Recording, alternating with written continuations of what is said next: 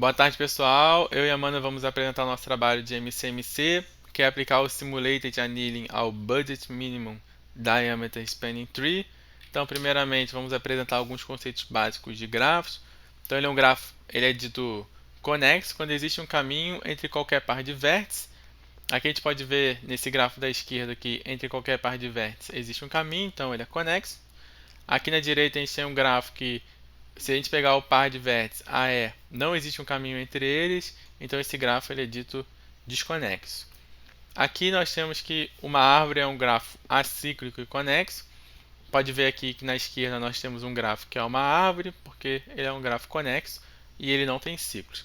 À direita a gente tem um grafo desconexo, né? Então em teoria ele não poderia ser uma árvore, mas se a gente olhar cada componentezinho aqui, cada componente é uma árvore e a gente chama isso de floresta.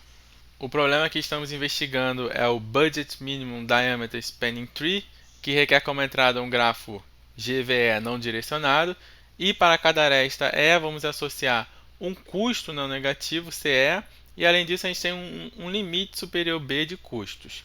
Como saída a gente busca subgrafos de G que vão ser árvores, mas não qualquer árvore, uma árvore que contenha todos os vértices de G, e a gente denota essa árvore como uma árvore geradora de G.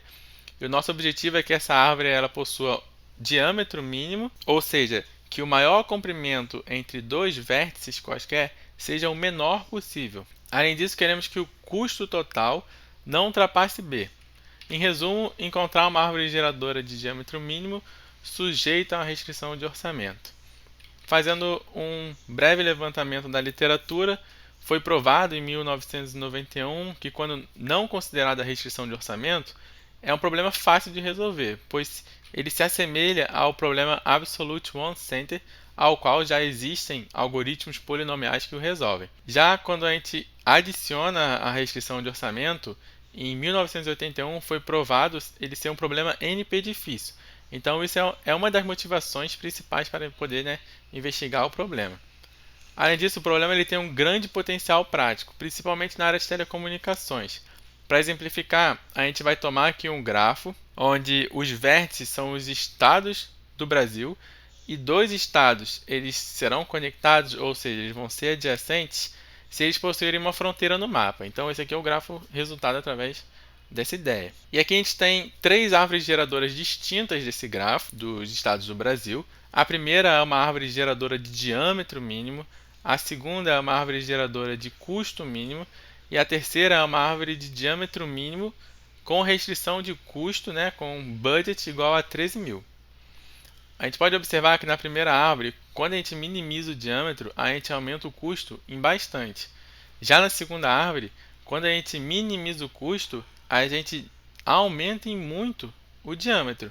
E a terceira ela já é um equilíbrio entre as duas, que é exatamente o problema que a gente quer atacar. Agora iremos falar um pouco sobre a metodologia do nosso trabalho. Criamos uma cadeia base onde cada estado da cadeia é uma árvore geradora de G. Para realizar as transições, nós iremos fazer o seguinte: escolhemos uma aresta aleatória do grafo original G, adicionamos ao nosso estado atual. Dessa forma, nós forçamos um ciclo. Escolhemos uma aresta desse ciclo de forma aleatória e removemos. Assim, nós formamos uma nova árvore geradora. Se escolhermos a mesma aresta que adicionamos para retirar, induzimos um self loop. Assim, a probabilidade é essa daqui, igualmente distribuída entre os vizinhos. Logo, a cadeia induz um passeio aleatório lazy e irredutível, uma vez que é possível chegar em qualquer estado da cadeia. A partir dessa cadeia base, definimos uma nova cadeia via Metropolis Hash com distribuição estacionária dada de acordo com a distribuição de Boltzmann que vimos em aula. Note que essa cadeia ela é simétrica, então a nova matriz de transição será essa daqui, onde a probabilidade de aceite é dada por essa parcela daqui. Note que à medida que f, que em nosso caso é a função que calcula o diâmetro, for menor, ele aceita com probabilidade 1. Se for maior ou igual, aceita com probabilidade inversamente proporcional a essa diferença aqui. Para gerarmos uma solução inicial, implementamos um algoritmo descrito em Brother. O algoritmo ele recebe como entrada um grafo G e um vértice inicial S do grafo. Em seguida, simulamos um passeio aleatório nos vértices do grafo, começando em S até visitarmos todos os vértices.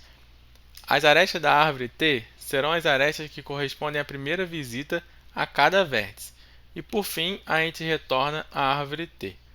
Esse algoritmo ele tem complexidade da ordem de n log n na maioria dos grafos, e no pior caso, ele vai ser da ordem de n ao cubo. Aqui é o funcionamento do algoritmo. O vértice 1 que está em azul é o vértice inicial, e toda vez que algum outro vértice fique azul, significa que ele está sendo visitado pela primeira vez. E aí a gente vai continuar percorrendo esse passeio aleatório até que todos os vértices fiquem azul, ou seja, todos os vértices foram visitados pelo menos uma vez. E por fim, na direita, a gente tem aqui a árvore que foi gerada por esse algoritmo.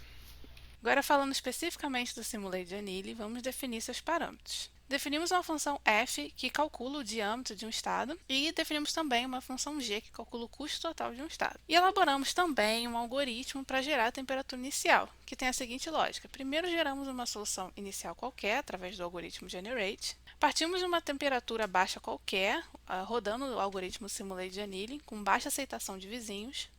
Contamos a proporção de vizinhos aceitos durante a iteração daquela temperatura. Se aquela proporção for alta, retornamos a temperatura corrente como inicial. Caso contrário, reaquecemos, aumentando a temperatura até que a proporção seja alta o suficiente para que comecemos o algoritmo aceitando bastante vizinhos.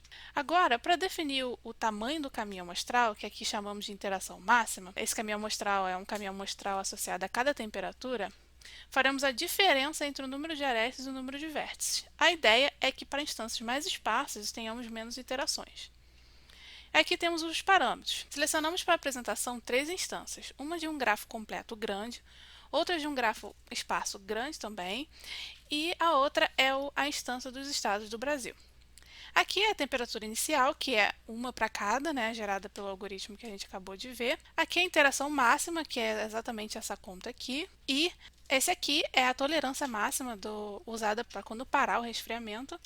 E aqui é a penalidade usada, aí que a gente vai entender melhor essa penalidade mais para frente. Falando especificamente da taxa de resfriamento, pensamos em relacionar ela com a temperatura. Como em temperaturas mais altas aceitamos muitas soluções de baixa qualidade, iniciamos o procedimento com uma taxa de resfriamento menor. E à medida que a temperatura vai caindo, vamos aumentando a taxa de resfriamento. E no nosso trabalho, optamos por fazer um resfriamento geométrico, em que a próxima temperatura é equivalente à temperatura atual, multiplicado por esse alfa, que está entre 0 e 1, e a gente inicia o nosso procedimento com alfa igual a 0,7.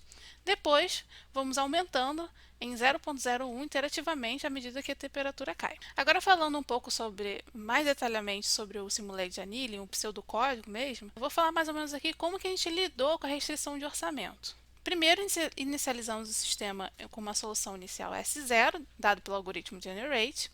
Escolhemos um novo vizinho S' e calculamos o custo total e o diâmetro desse vizinho. Se o custo desse vizinho for maior que o nosso orçamento, então penalizamos esse diâmetro, ok? O diâmetro do vizinho. Depois fazemos o esquema visto nos slides anteriores, para aceitar ou não a solução, ok? De acordo com a distribuição de Boltzmann. E resfriamos através da agenda de resfriamento que apresentei agora há pouco. Aqui são as configurações do ambiente de execução dos testes. Olhando especificamente para os resultados do Simulated Annealing, temos essa tabela aqui, onde Z e W representam o diâmetro e o peso da melhor solução encontrada.